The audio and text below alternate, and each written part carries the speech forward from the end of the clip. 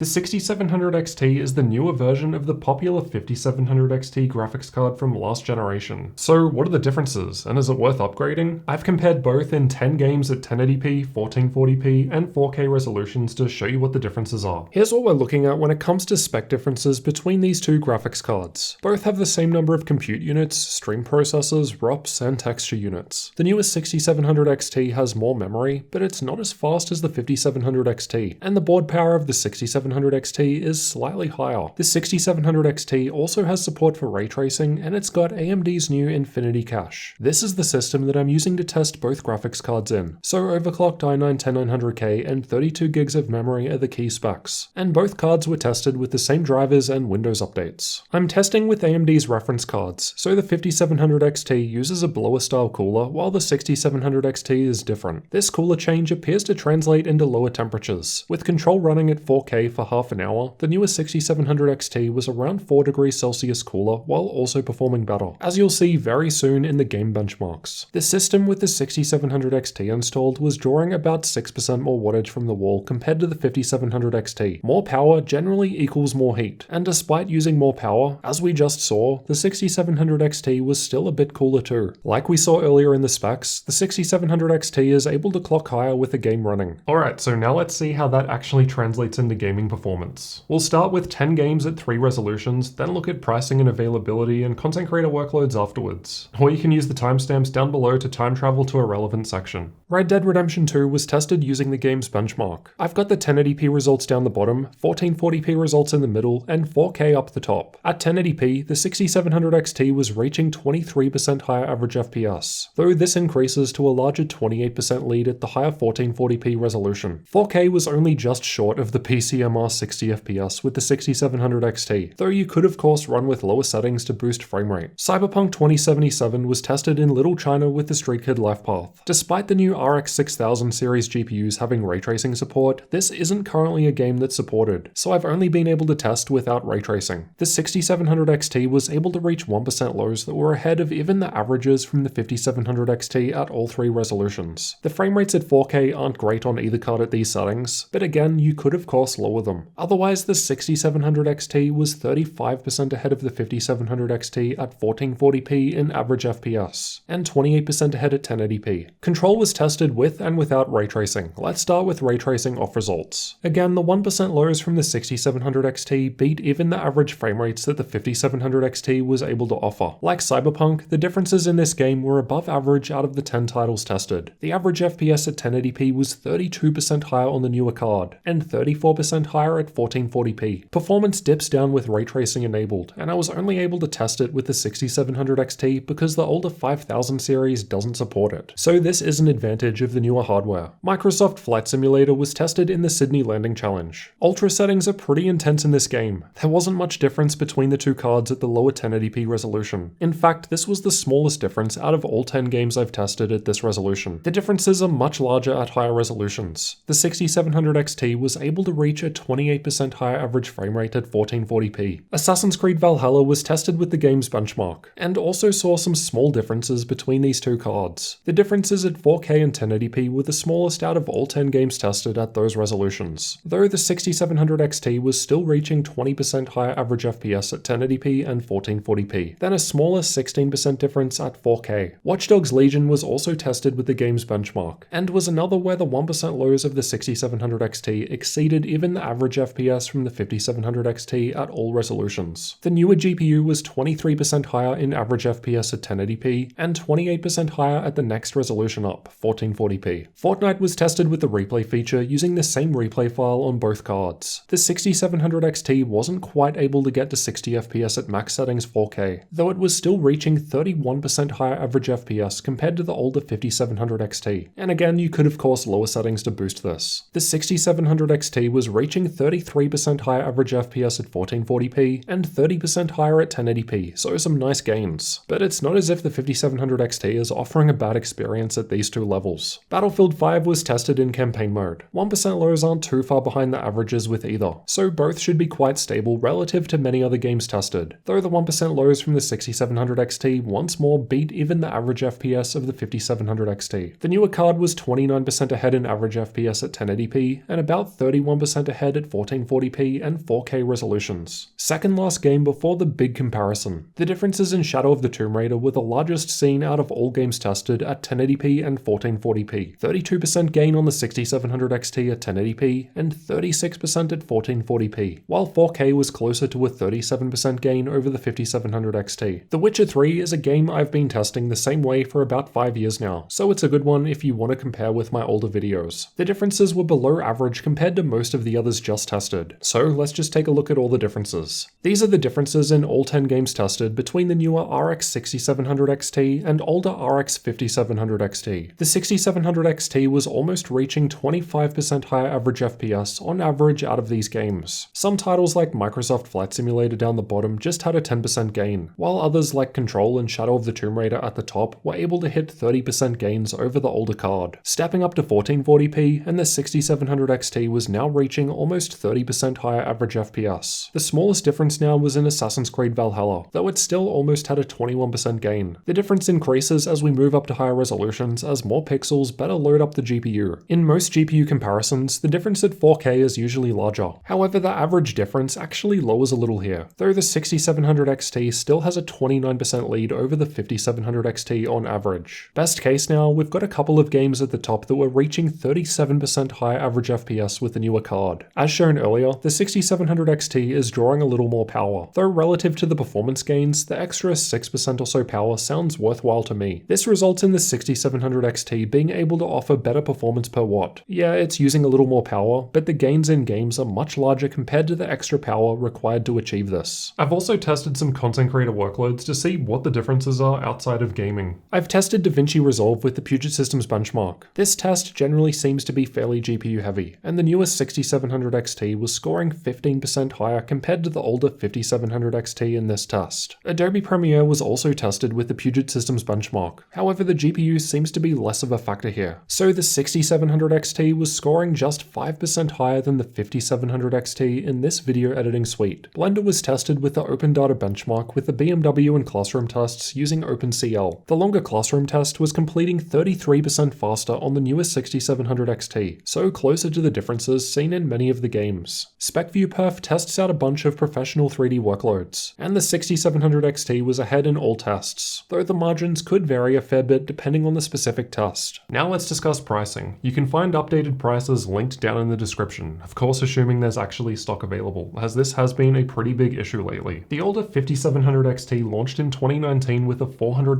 MSRP, but if we check out current prices on Newegg, well, I think things can be summed up as ouch. The newest 6700 XT is meant to have a $480 MSRP, but based on what we've seen so far, that's probably pretty unlikely. That's just the way of the current market, as unfortunate as it is. As prices are just insane at the moment, the cost per frame graph isn't really going to be useful. Hopefully this is more useful for those that already own a 5700 XT that got one at a reasonable price, and want to see what an upgrade may look like if prices for the 6700 XT get to what they're meant to be. Anyway, assuming MSRP in the purple bars, the newest 6700 XT is offering better value over the older 5700 XT. Yeah, the newer card costs more, but the performance gain is still larger relative to the higher cost. It of course comes down to what your budget is and what level of performance you're targeting, but assuming MSRP, the 6700 XT seems to be the better choice. That said, the 5700 XT is still very capable, so if you've already got one, you'll need to decide if the performance gains shown in this video justify going for the 6700 XT as an upgrade. Depending on pricing and availability though, you may be better off just holding onto the 5700 XT for a while longer. The extra memory in the newer card may be more of an advantage in the future, but for now, the 8GB in the 5700 XT still seems pretty decent for 1080p and 1440p gaming. It's worth noting that I chose to test with resizable bar disabled, as I wanted comparable results for other videos, but this would give a boost to both cards. So considering both can take advantage of it, I can't see this changing the conclusion in a meaningful way. I've also compared the 6700 XT against a number of other graphics cards in these videos over here, so I'll see you over in one of those next if you want to get an idea of how the 6700 XT stacks up. Otherwise, if you're new to the channel, then get subscribed for future comparisons and tech videos like this one. And if you want to help support the channel, then you can join our Discord chat or get behind the scenes videos with Patreon.